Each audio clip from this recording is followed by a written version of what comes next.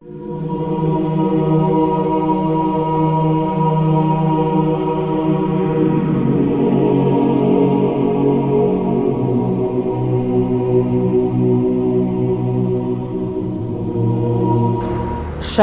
Исхақ Закиров немец фашистларын қуа-қуа Белоруссияға қадар жете.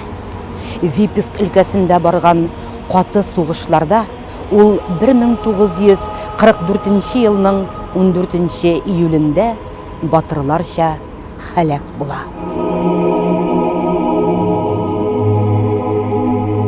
Син сөйдің ике балаңны, зур өметләргә төреп, иркәләдең төн йокыңнан тәмлерәк итеп үбеп.